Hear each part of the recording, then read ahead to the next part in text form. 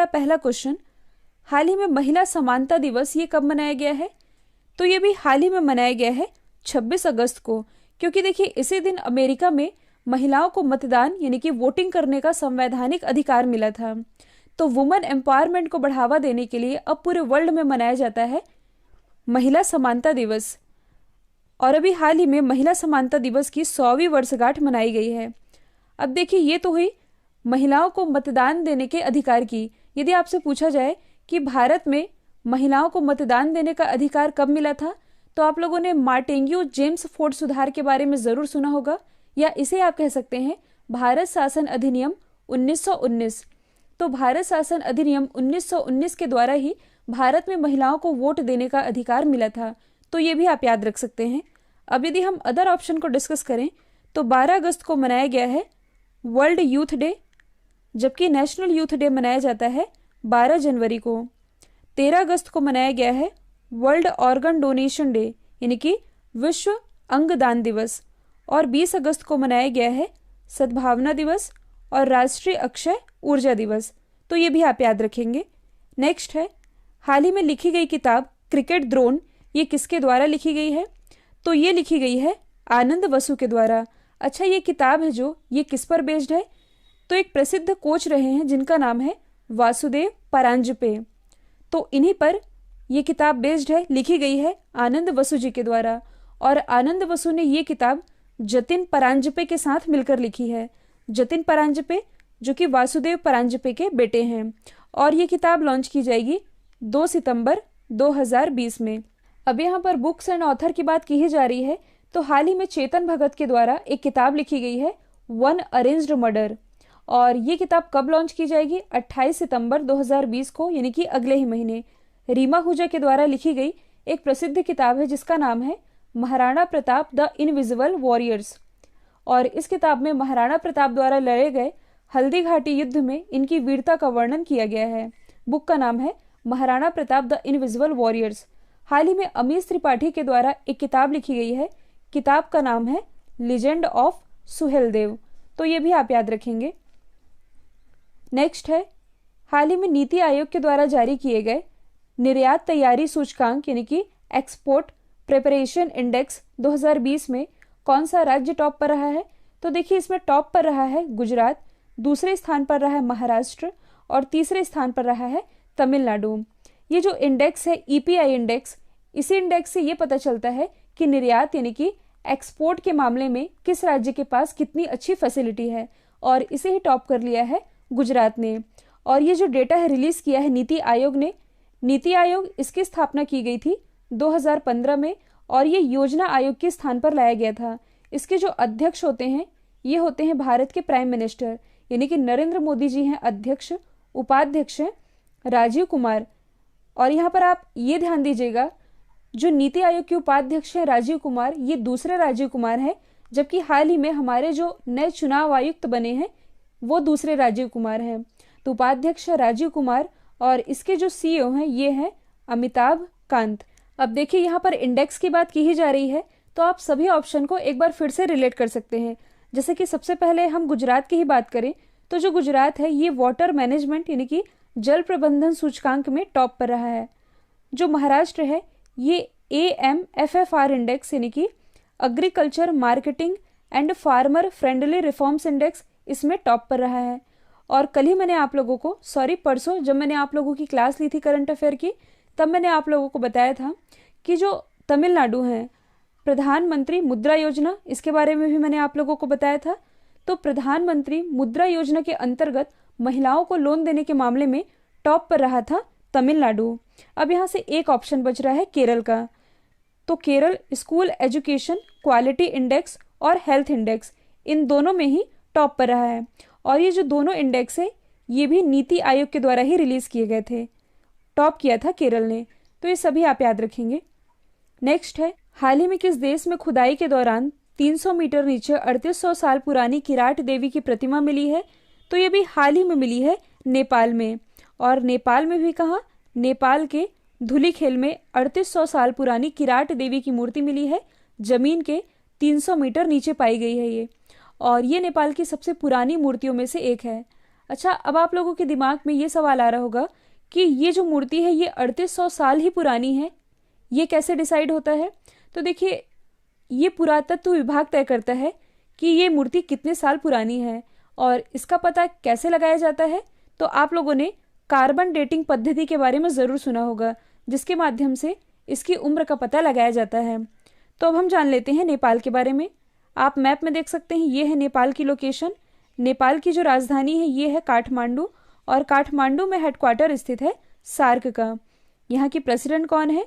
विद्या Devi Bhandari. Prime minister हैं KP Sharma Oli. Bharat और नेपाल के बीच एक एक्सरसाइज होती है जिसका नाम है सूर्य किरण। अब देखिए, यहाँ पर नेपाल की बात की ही जा रही है, तो आप इससे एक इंटरनेशनल रिलेशन वाला क्वेश्चन रिलेट कर सकते हैं। ये सितंबर 2019 की ही बात है। अभी हाल ही में भारत और नेपाल के बीच एक पेट्रोलियम पाइपलाइन का उद्घाटन किया गया है। कहाँ से कहाँ तक? बिहार का जो मोतीहारी है उससे नेपाल के अमलेखगंज तक। और इम्पॉर्टेंट ये इसलिए बन जाता है क्योंकि ये दक्षिण एशिया की पहली इंटरनेशनल पाइपलाइन है जो कि भारत और नेपाल के बीच बिछाई गई है, इसलिए ये आप ज़रूर याद रखेंगे। अब यहाँ पर मूर्ति पाए जाने की बात की जा रही है, तो मैंने आप लोगों को बताया भी था, हाल ही में ओडिशा के महानदी में 500 साल पुरानी विष्णु भगवान की एक प्रतिमा मिली है जो कि 60 फीट ऊंची है, तो ये भी आप याद रखेंगे। नेक्स्ट है, कौन सा देश लगभग 10 लाख रोहिंग्याओं को भाषण चारदी पर स्थानांतरित करने की योजना बना रहा है? देखिए, इस स्थान का नाम आप जरूर याद रख लीजिए क्योंकि ये इस समय चर्चे में है, भाषण चारद्वीप। तो ये योजना भी हाल ही में बना रहा है बांग्लादेश। तो बांग्लादेश गवर्नमेंट जो है ये रोहिंग्याओं को भाषण चारद्वीप पर शिफ्ट करने का विचार कर रही है। तो देखिए, जो रोहिंग्या होते हैं ये आमतौर पर मुस्लिम ही होते हैं, इसमें केवल कुछ ही हिंदू शामिल होते हैं, बाकी मुस्लिम ही होते हैं ये। तो वही है कि म्यांमार के शरणार्थी या रोहिंग्या आप कह सकते हैं, उनके रहने के लिए भाषण चारद्वीप पर आश्रय प्रदान किया जाएगा बांग्लादेश गवर्नमेंट के द्वारा। अच्छा, ये भाषण चारद्वीप ये है कहाँ? तो ये स्थित है बंगाल की खाड़ी में, यानी कि बे ऑफ बंगाल में। तो सबसे पहले हम जान लेते हैं बांग्लादेश के बारे में। आप मैप में देख सकते हैं, ये है बांग्लादेश की लोकेशन। बांग्लादेश की कैपिटल क्या है? ढाका। करेंसी है टका। और देखिए, यहाँ की जो प्राइम मिनिस्टर हैं शेख हसीना, इन्होंने कुछ समय पहले ही बांग्लादेश की कैपिटल ढाका से ई वीज़ा की शुरुआत की थी। और जो शेख हसीना जी हैं, इन्हें कुछ समय पहले ही एपीजे अब्दुल कलाम अंतर्राष्ट्रीय स्मृति अवार्ड से भी सम्मानित किया जा चुका है, तो ये भी आप याद रखेंगे। अच्छा, भारत और बांग्लादेश के बीच एक एक्सरसाइज होती है जिसका नाम है संप्रति। नेक्स्ट है, हाल ही में एसबीआई म्यूचुअल फंड के नए एमडी और सीईओ कौन बन गए हैं? तो ये भी हाल ही में बन गए हैं विनय टोन्स।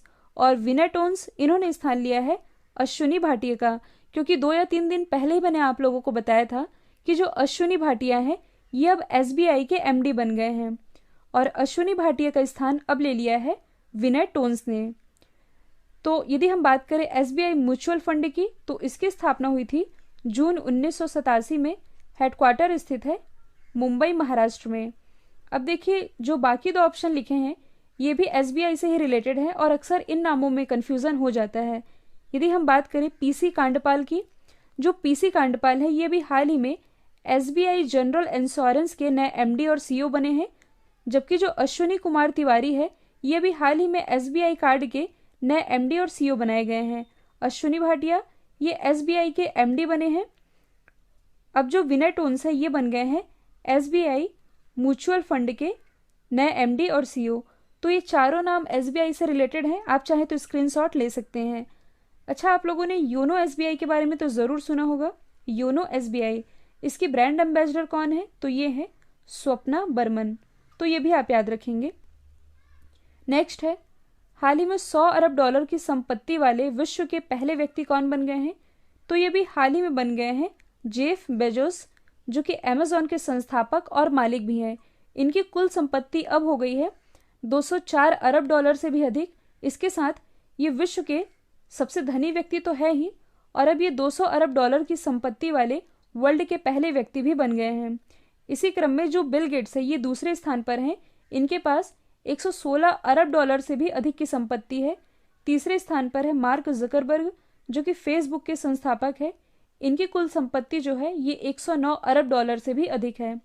अब यदि हम बात करें मुकेश अंबानी जी की, तो कुछ समय पहले ही फोर्ब्स के द्वारा वर्ल्ड के टॉप 10 रिच पर्सन की लिस्ट जारी की गई थी और इस टॉप 10 में अब मुकेश अंबानी जी भी शामिल हो चुके हैं, तो ये भी आप याद रखेंगे।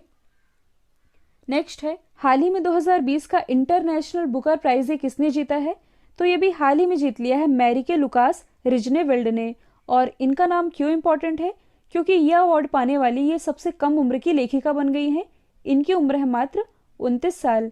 ये एक डच लेखिका है और इन्हें यह अवार्ड इनकी रचना द डिस्कम्फर्ट ऑफ इवनिंग के लिए मिला है। तो सबसे पहले हम जान लेते हैं इंटरनेशनल बुकर प्राइज के बारे में। तो देखिए, ये अवार्ड उन लोगों को मिलता है जिन्होंने किसी भी भाषा में नोवेल लिखी हो, लेकिन उसका जो ट्रांसलेशन है यानी कि अनुवाद वो इंग्लिश में किया गया हो और पब्लिकेशन ब्रिटेन या आयरलैंड में हुआ हो, उन लोगों को यह अवार्ड मिलता है।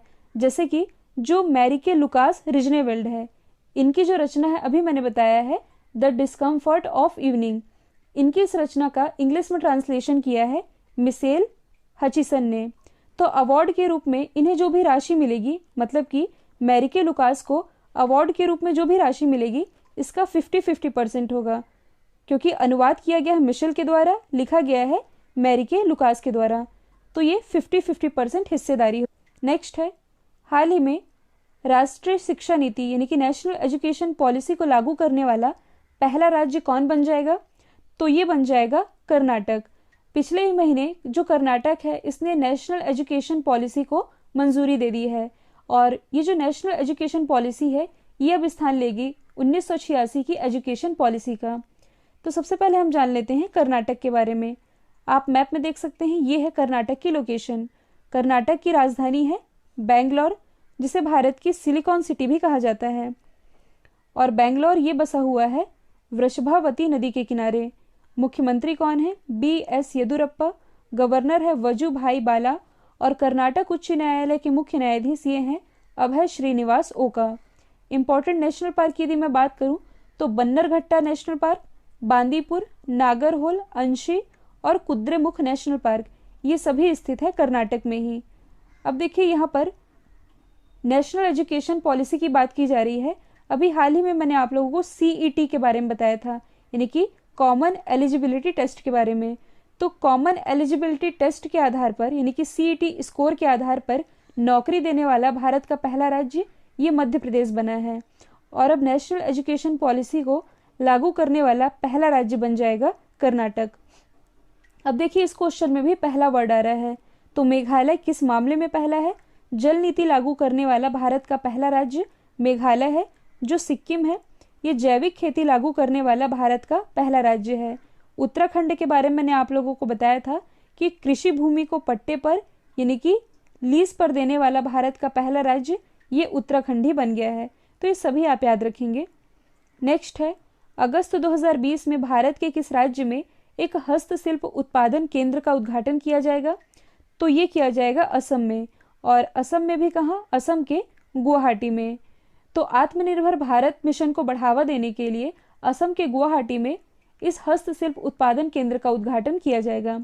अच्छा, ये जो टर्म लिखा है गुवाहाटी, ये तो असम में ही स्थित है और इसी गुवाहाटी में कुछ समय पहले ही 65वें फिल्म फेयर अवार्ड का आयोजन किया गया था और खेलो इंडिया यूथ गेम्स का जो तीसरा एडिशन था ये भी संपन्न हुआ था गुवाहाटी में।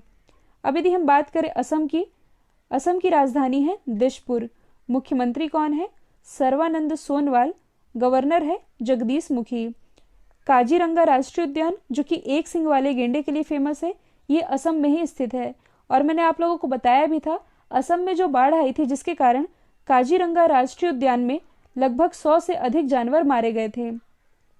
एक और चीज आप याद रखना चाहें तो याद रख सकते हैं, इस साल का जो रिपब्लिक डे रहा था यानी कि गणतंत्र दिवस 2020, तो रिपब्लिक डे की परेड में जो असम की झांकी थी इसे सर्वश्रेष्ठ झांकी चुना गया था। अब देखिए, लास्ट वीडियो तक हम लोगों ने वर्ल्ड मैप में जितने भी इंपॉर्टेंट स्टेट हैं यानी कि जलडमरू मध्य वर्ल्ड के, उन्हें डिस्कस कर लिया था। तो लगभग 8 इंपॉर्टेंट स्टेट को हम लोगों ने डिस्कस कर लिया था। तो आज हम इन्हीं 8 इंपॉर्टेंट स्टेट का रिवीजन करेंगे। तो सबसे पहले मैं आप लोगों को बता दूं कि ये जलडमरू मध्य यानी कि स्टेट क्या होते हैं। जो नए स्टूडेंट हैं उनके लिए फिर से बता रही हूँ कि जहां कहीं भी दो भूभाग अलग होते हैं, जहां दो भूभाग अलग हो रहे हों और दो महासागर मिल रहे हों, वहां पर स्ट्रेट का निर्माण होता है। तो 8 इंपॉर्टेंट स्ट्रेट का हमें रिवीजन करना है। सबसे पहले यदि हम स्टार्ट करें ये वाले एरिया से, तो यहाँ पास है फ्लोरिडा स्ट्रेट। अब दो भूभाग अलग हो रहे हैं, कौन कौन से? यूएसए और वेस्ट इंडीज। और कौन से दो सागर मिल रहे हैं? मैक्सिको की खाड़ी और अटलांटिक महासागर, ये दोनों मिल रहे हैं। दूसरा स्ट्रेट है डेविस स्ट्रेट, इसकी लोकेशन है यहाँ पास। यहाँ पर दो भूभाग अलग हो रहे हैं, ग्रीनलैंड और कनाडा। और क्या क्या मिल रहे हैं? बैफिन की खाड़ी और अटलांटिक महासागर। तीसरा इंपॉर्टेंट स्ट्रेट है जिब्राल्टर स्ट्रेट, जिसकी लोकेशन है यहाँ पास। तो यूरोप वाले पार्ट में आप देखेंगे तो यहाँ पास है स्पेन। अफ्रीका वाले पार्ट में यहाँ पास आप देखेंगे तो ये है मोरक्को। तो स्पेन और मोरक्को, इन दोनों के ही बीच में है जिब्राल्टर स्ट्रेट, जो कि यूरोप और अफ्रीका महाद्वीप को अलग करती है। चौथा इंपॉर्टेंट स्ट्रेट है डोवर स्ट्रेट, इसकी लोकेशन है यहाँ पास ब्रिटेन वाले एरिया में।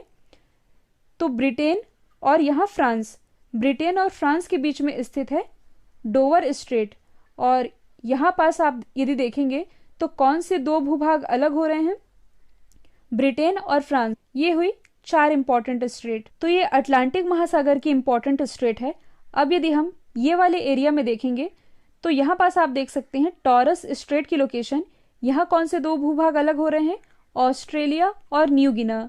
और कौन कौन मिल रहे हैं? आराफूरा की खाड़ी और पापुआ की खाड़ी। तब जाकर के टॉरस स्ट्रेट का निर्माण हो रहा है। ऑस्ट्रेलिया के नीचे यदि आप देखेंगे, जैसे कि भारत के नीचे में स्थित है श्रीलंका, वैसे ही ऑस्ट्रेलिया के नीचे में यहाँ पास स्थित है तस्मानिया। और ऑस्ट्रेलिया और तस्मानिया के बीच में जो स्ट्रेट है, इसका नाम क्या है? बॉस स्ट्रेट, जो कि कभी कभी एग्जाम का पार्ट बनती है। न्यूजीलैंड वाले एरिया में देखेंगे यदि आप, तो न्यूजीलैंड का जो ऊपरी हिस्सा है और नीचे वाला हिस्सा है, इन दोनों के बीच में जो स्ट्रेट है, इसका नाम है कुक स्ट्रेट। अब 8वां इंपॉर्टेंट स्ट्रेट है मलक्का स्ट्रेट, जिसकी लोकेशन है यहाँ पास।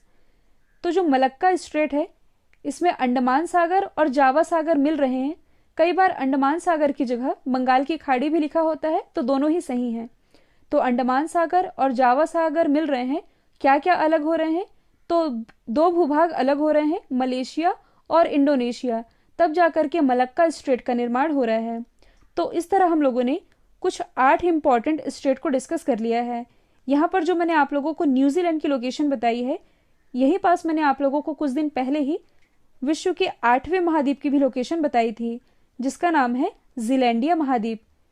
यह भी हाल ही में हमारा 8वां महाद्वीप बना है, तो ये भी आप याद रखेंगे। लास्ट टाइम मैंने आप लोगों से पूछा था कि सिक्किम के नामची में बनाए जा रहे फुटबॉल स्टेडियम का नाम किसके नाम पर रखा जाएगा? राइट आंसर था बाईचुंग भूटिया। अब आप लोगों के लिए आज का सवाल है, स्वच्छ सर्वेक्षण 2020 में गंगा नदी के किनारे बसे सबसे स्वच्छ शहर के रूप में किसे घोषित किया गया है? तो इसका जो भी आंसर है कमेंट बॉक्स में दीजिएगा और प्लीज़ अपना फीडबैक ज़रूर बताइएगा कि ये वीडियो आप लोगों को कैसा लगा है, क्योंकि मैं आप सभी के कमेंट रीड करती हूँ, तो फीडबैक देना बिल्कुल मत भूलिएगा। तो आज के लिए इतना ही। Thank you so much.